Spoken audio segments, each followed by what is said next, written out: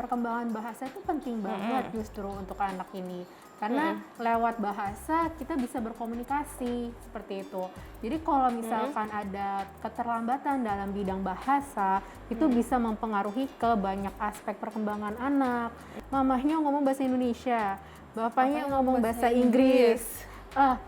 Mungkin asisten rumah tangganya ngomong bahasa Jawa, seperti itu. Jadi anak ini saya harus berkomunikasi dan menggunakan apa ya, jadi itu pun juga membedakan. Nanti ketika masuk sekolah mungkin diajarkan bahasa baru, bahasa Mandarin, seperti itu. Jadi memang tidak semua anak akan overwhelm, cuman kalau misalnya untuk anak-anak tertentu akan merasa bingung, oke aku harus memprosesnya seperti apa ya, gitu. Iya.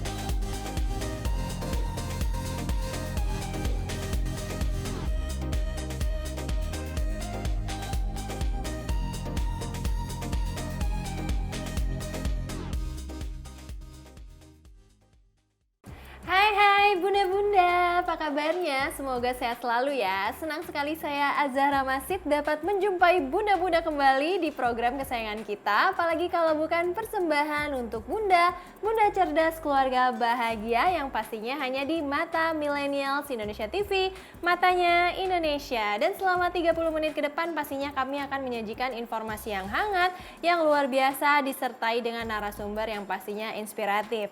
Nah bunda-bunda, sebelum mulai jangan lupa untuk tetap mematuhi protokol kesehatan, salah satunya dengan menggunakan masker. Apalagi sekarang corona juga lagi naik-naiknya ya bun ya.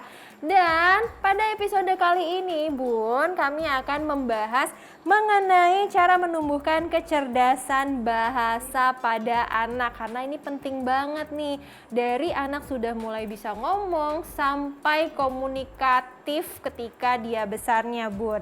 Dan keterampilan berbahasa pada anak ini amat penting untuk dikembangkan oleh orang tua khususnya. Sebagaimana kita ketahui ya bun ya, keterampilan anak dalam berbahasa sering dijadikan tolak ukur kecerdasan anak. Dan anak yang pintar juga mengemukakan keinginannya melalui kata-kata, bahkan lebih sering mendapatkan apresiasi melalui kata-kata. Tapi sebagai orang tua nih, kita seringkali lalai dalam mengajari anak bagaimana tata cara berbahasa yang baik dan juga yang benar.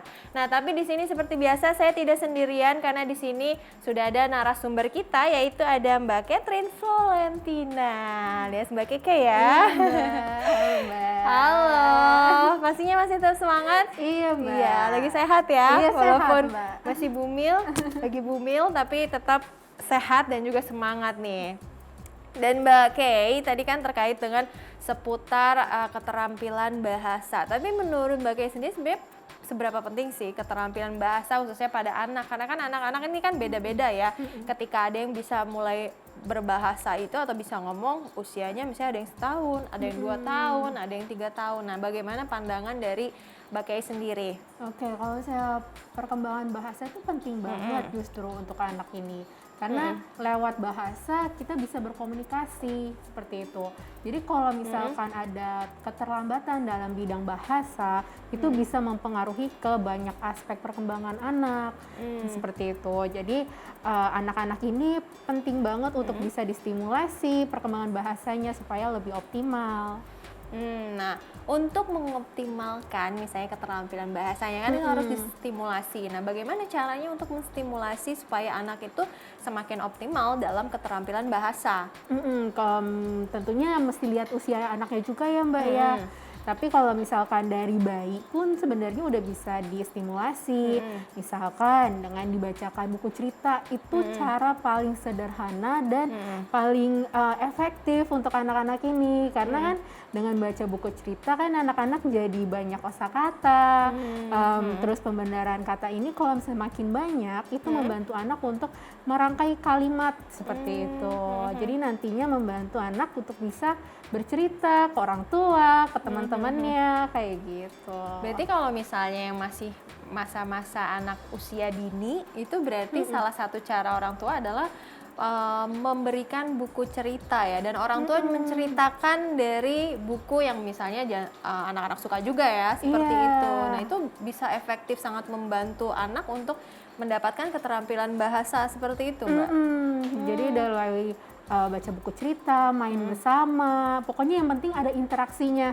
Anak ini nggak dikasih misalkan buku cerita sendiri, main sendiri, bukan seperti itu, tapi ada interaksi yang terjalin, itu yang dibutuhkan oleh anak. Oke, interaksi ya, yang pasti interaksi kan anak sama bundanya gitu, atau misalnya sama lingkungan sosial juga, itu kan interaksi juga ya. Nah, tapi sebenarnya keterampilan bahasa ini apakah dilihat dari anak tuh udah bisa mulai ngomong atau dari aspek lain, bisa nggak sih? Jadi kalau bahasa itu kan dibagi dua ya Mbak ya, reseptif sama ekspresif. Jadi kalau misalnya reseptif itu pemahaman anak, kalau misalkan mamahnya manggil namanya, anak ini bisa noleh, oh itu nama aku gitu. Nah kalau misalnya ekspresif, bagaimana anak ini mengucapkan kata gitu. Nah sementara kalau misalnya bahasa itu reseptifnya berkembang dulu baru ekspresif, seperti itu. Oke, berarti memang sebenarnya ada dua ya, ada dua bahasa. Nah, tapi yang paling penting yang mana tuh Mbak dari kedua tersebut? Dua-duanya penting Mbak, soalnya kalau misalkan pemahamannya dia nggak ngerti, bagaimana dia bisa mengucapkannya. Nah terus kalau misalkan dia paham, tapi dia mungkin ada kesulitan untuk berbicara, orang lain juga kesulitan ya untuk bisa paham anak ini sebenarnya mau ngomong apa gitu. Berarti dua-duanya ini harus beriringan ya, nggak bisa salah satu misalnya orang tua ngajarin dia untuk paham terlebih dahulu, atau misalnya untuk dia bisa ngomong terlebih dahulu. Jadi memang harus dua-duanya ya, supaya berkesinambungan dan juga beriringan. Oke. Nah, tapi kalau misalnya seberapa besar sih pengaruh kecerdasan anak dengan tumbuh kembang dari si anak tersebut? Kalau misalkan kecerdasan anak ini kan tentunya tidak hanya dari segi bahasa, ada kecerdasan di bidang lainnya juga. Jadi sangat penting banget untuk tumbuh kembang anak. Kalau tumbuh itu kan pertumbuhan, artinya kalau perkembangan itu artinya perkembangan dari aspek perkembangannya, motoriknya, bahasanya, sosialnya, emosinya. Jadi itu semua itu kayak paket lengkap gitu untuk anak ini.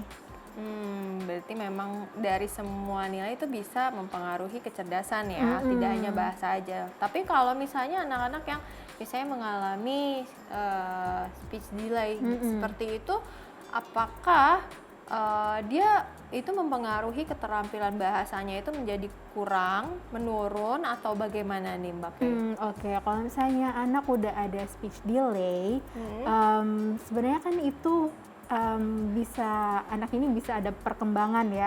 Jadi bukan berarti ini mengarah ke suatu gangguan yang serius gitu. Mungkin bisa jadi ke arah sana, tapi mungkin bisa jadi ini anak hanya terlambat saja seperti itu.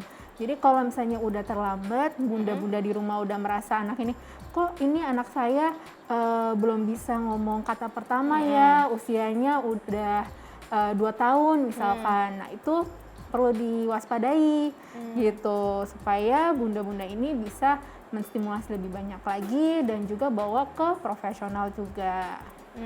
Dan bisa dibawa ke profesional juga ya. Tapi berarti sebenarnya bisa ditekankan bahwa kalau speech delay itu adalah bukan suatu hal masalah yang besar gitu untuk tumbuh kembang anak ya. Tapi itu bisa jadi adalah salah satu proses pembelajaran dia juga untuk misalnya merangkai kata-kata, untuk ngobrol, dan orang tua juga bisa memberikan pembelajaran yang baik juga seputar dengan komunikasi supaya anak ini juga bisa menjadi berbicaranya itu menjadi cepat gitu ya. Jadi belum tentu itu mengarah ke suatu gangguan yang serius ya, gitu. Bisa aja mungkin anak ini kurang stimulasi di rumah, nggak sering diajak ngobrol kayak gitu. Jadi kalau misalkan masih dalam range yang mungkin masih ditoleransi, itu masih bisa diberikan stimulasi. Tapi ada juga namanya red flags Mbak. Nah, red flags itu gimana nih Mbak? Red flags itu artinya tanda bahaya, anak ini perlu diwaspadai. Gitu. Kalau misalkan di usia 2 tahun anak ini belum bisa merangkai kata 2 kata seperti itu juga perlu diwaspadai, atau mungkin belum bisa berbicara sama sekali. Nah itu bunda-bunda harus hati-hati dan mulai perhatikan kondisi anaknya. Nah, ini penting banget nih buat bunda-bunda untuk mengetahui kondisi anaknya ketika misalnya anaknya udah di masa seharusnya dia ngomong, tapi malah nggak ngomong ya. Tapi kita akan lanjutkan di segmen berikutnya ya Mbak ya. Jadi bunda-bunda jangan kemana-mana, tetap di Persembahan untuk Bunda.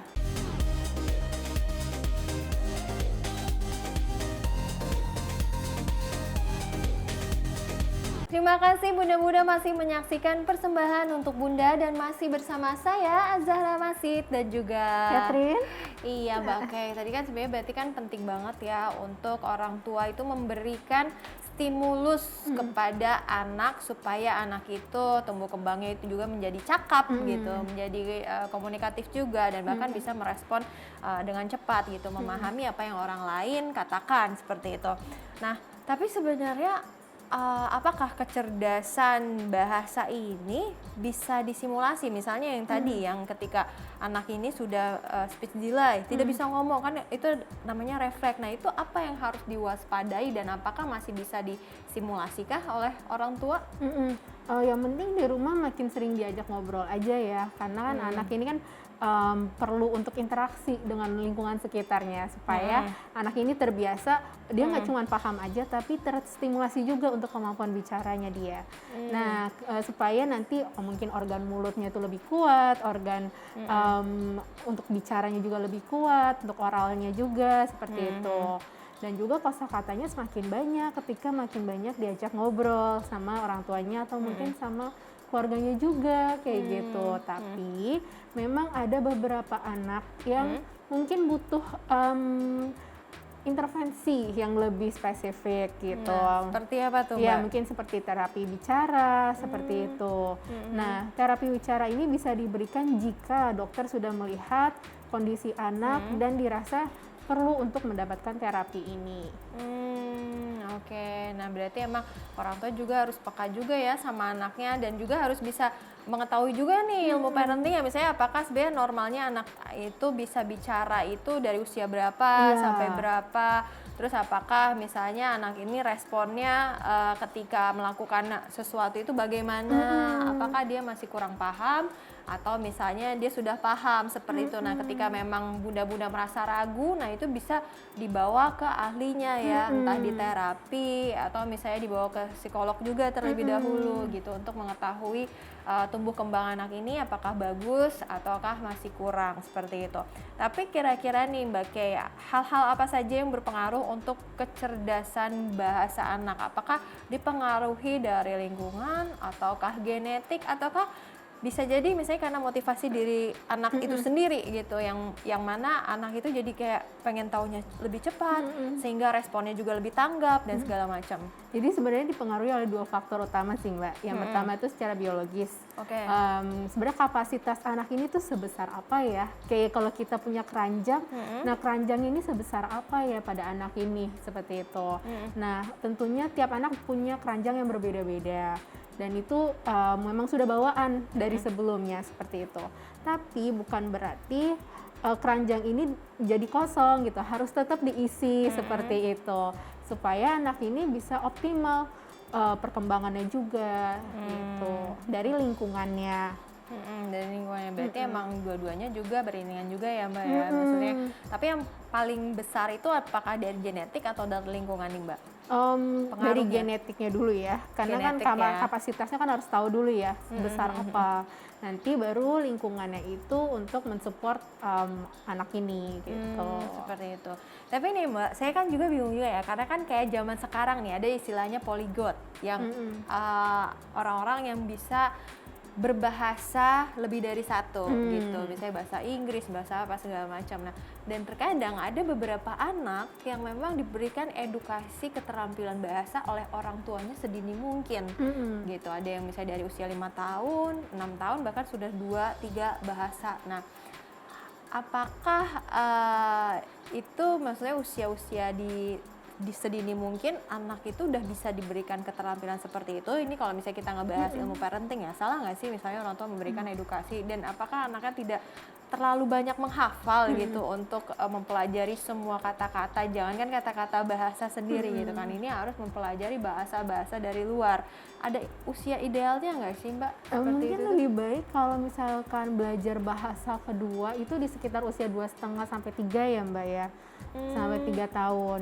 Jadi anaknya ini udah ajak untuk mother tongue-nya dia, bahasa ibunya. Kalau misalkan anak ini masih belum terlalu ajak untuk bahasa ibunya, mungkin belum ada kata pertama yang keluar seperti itu, dikhawatirkan, memang ini tidak terjadi dalam semua anak, cuman dikhawatirkan anak ini mengalami silent period, dimana anak ini jadi bingung, aku harus ngomongnya yang mana ya gitu, yang bahasa Inggris atau bahasa Indonesia kayak gitu. Nah itu lebih baik di 2,5 atau sampai 3 tahun untuk bahasa kedua. Berarti emang harus terlebih dahulu anak itu dikasih edukasi atau pendidikan seputar keterampilan bahasa adalah bahasa sendiri terlebih dahulu ya. Dan ketika misalnya sudah mulai bisa berbahasa, sudah mengetahui kata-kata dan kalimat, baru kemudian mudah-mudahan juga bisa memberikan keterampilan bahasa yang lain. Mungkin apalagi kalau misalnya memang anaknya suka, itu akan lebih cepat ya. Tapi kalau tidak suka juga jangan dipaksa juga nih. Nanti malah yang ada bahasa sendirinya lupa, nggak tahu, malah jadi bisanya bahasa luar.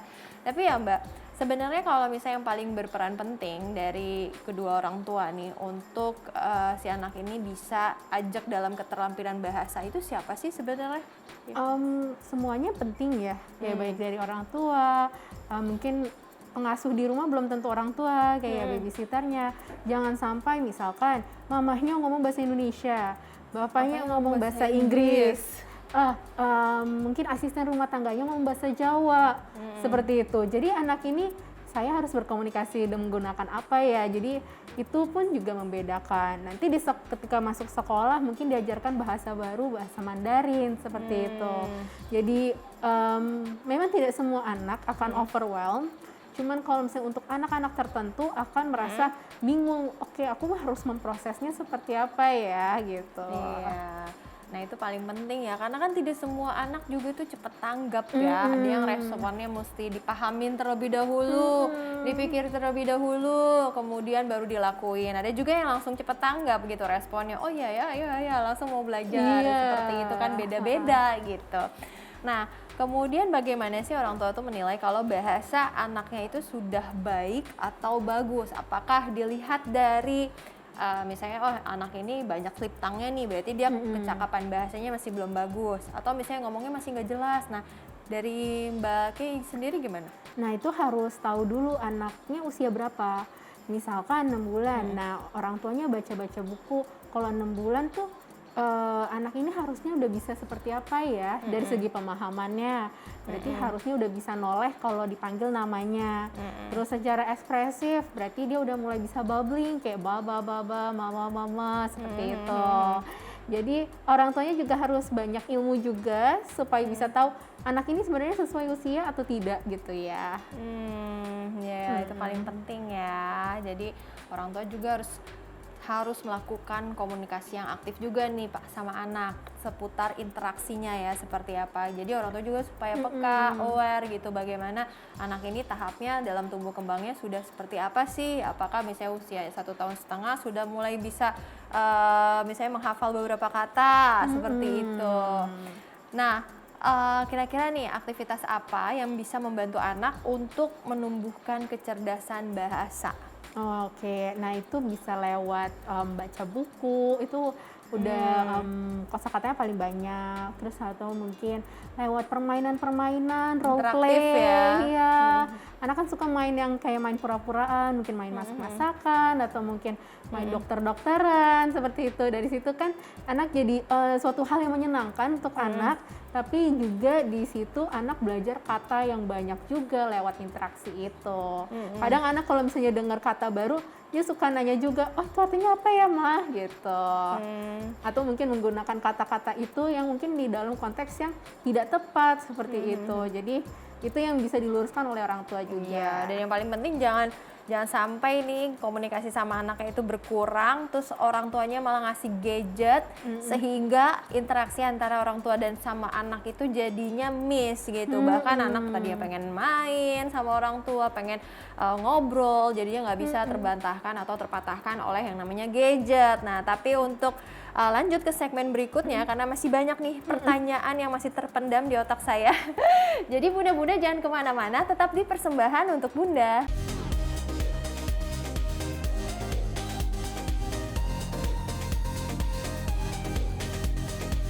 Terima kasih bunda-bunda masih setia menyaksikan persembahan untuk Bunda dan masih bersama saya Azahra Masid dan juga Catherine.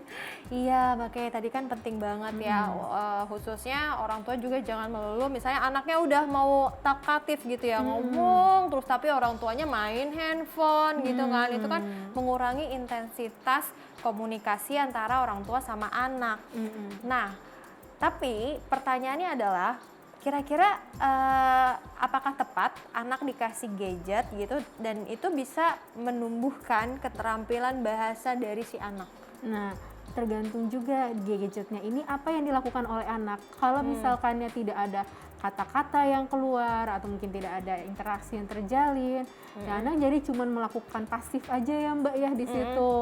Jadi anak nggak memperoleh kosakata yang harusnya dia terima. Nah, apalagi kalau main gadgetnya sendiri, jadi independent play doang seperti itu. Nah, sementara kalau misalkan ada orang tuanya di sampingnya, mungkin ada interaksi, coba nah ini tuh warna apa ya, atau mungkin ada kata-kata yang baru untuk anak, wih seru banget ini gitu. Nah di situ kan anak jadi merasa senang mainnya dan juga sambil belajar juga. Oke, nah tapi sebenarnya kalau misalnya membedakan ya, anak kan ada yang aktif, ada yang hyperaktif bahkan ya. Nah, apakah itu termaksud bisa dikatakan sebagai keterampilan atau kecerdasan dari suatu bahasa juga nggak sih? Karena kan kalau misalnya hyperaktif ngomong, terus udah ngomong dia to do something gitu kan. Nah kalau yang aktif kan ya ngomong-ngomong, kadang suka cerita gitu kan, tapi kadang dia tidak melakukan apa-apa. Nah itu bagaimana melihatnya?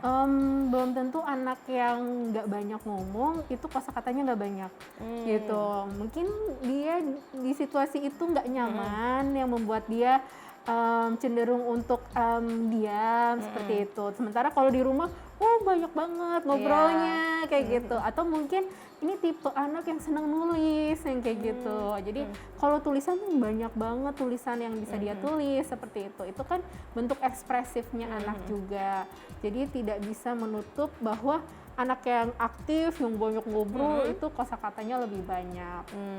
Oke, berarti sebenarnya keterampilan bahasa itu sebenarnya bukan mencakup anak ini juga harus bisa ngomong gitu, tapi bagaimana anak ini bisa menyalurkan idenya gitu, baik dari berupa tulisan atau apa yang sedang dia lakukan seperti itu ya.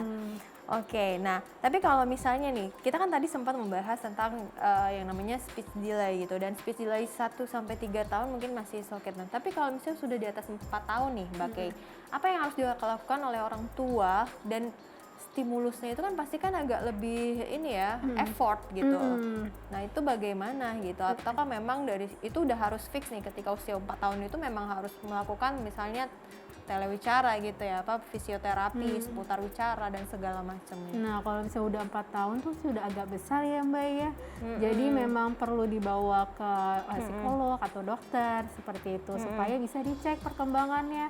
Nah, memang speech delay itu juga beragam bentuknya. Mungkin ada yang 4 tahun bisa ngomong tapi cuma beberapa kata. Tapi ada juga yang benar-benar tidak bisa bicara sama sekali, hanya bisa menunjuk saja. Nah, itu yang perlu diperhatikan sejauh mana ya speech delay ini. Nah, bunda-bunda bisa catat juga misalkan kata-kata apa aja sih yang udah bisa diucapkan oleh anak gitu di rumah. Nah, itu sebagai data untuk yang disampaikan ke dokter atau psikolognya juga. Oke, nah itu adalah caranya bunda-bunda kalau misalnya memang sulit untuk menstimulus seorang anak dalam keterampilan bahasa, nah itu harus langsung diperiksakan ke yang ahli, misalnya ke dokter atau ke fisioterapis ataupun misalnya ke klinik untuk anak dan juga keluarga seperti itu. Tapi kalau misalnya nih, tadi kan sempat sounding juga seputar tentang anak yang mungkin kalau misalnya di rumah tuh cerewet banget, tapi ketika ketemu orang langsung jadi anak yang diam. Nah, tapi itu mempengaruhi juga nggak sih misalnya dari keterampilan bahasa seperti itu? Apakah anak itu memang ya maunya berbahasa dengan sama orang yang sudah dikenal, yang sudah dekat gitu, tapi ketika di luar jadi anak yang pendiam gitu? Itu kayaknya besar kemungkinan tidak kaitannya dengan perkembangan bahasanya ya, karena di satu setting di rumah dia bisa banget tuh ngobrol banyak banget tentang cerewet tentang banyak hal gitu. Tapi ketika di situasi lain anak ini menjadi pendiam, nah itu mungkin anaknya malu atau mungkin butuh waktu untuk, kan ada anak yang easy to warm up, ada yang mungkin slow to warm up. Nah itu tipe anak yang mana nih gitu. Berarti sebenarnya tidak langsung orang tuh bisa melabeli ya bahwa anak itu adalah pendiam atau misalnya kurang tanggap dan segala macam gitu. Tapi sebenarnya kan tadi kan kecerdasan itu banyak hal. Nah, tapi apakah faktor dari keterampilan bahasa itu adalah faktor utama untuk menumbuhkan kecerdasan-kecerdasan yang lain kah?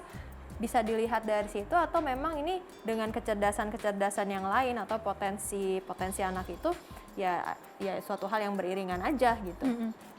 Paralel sih Mbak, saya melihatnya seperti Paralel itu ya. ya.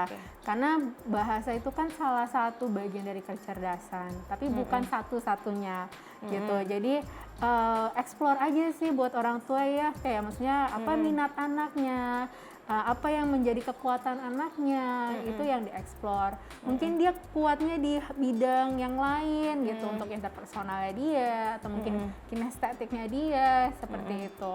Jadi kalau misalkan mungkin bahasanya ini dirasa kayak oke, baik, tapi tidak sebaik mungkin kinestetiknya, oke, berarti yang dikembangkan hal-hal yang lainnya juga, seperti itu.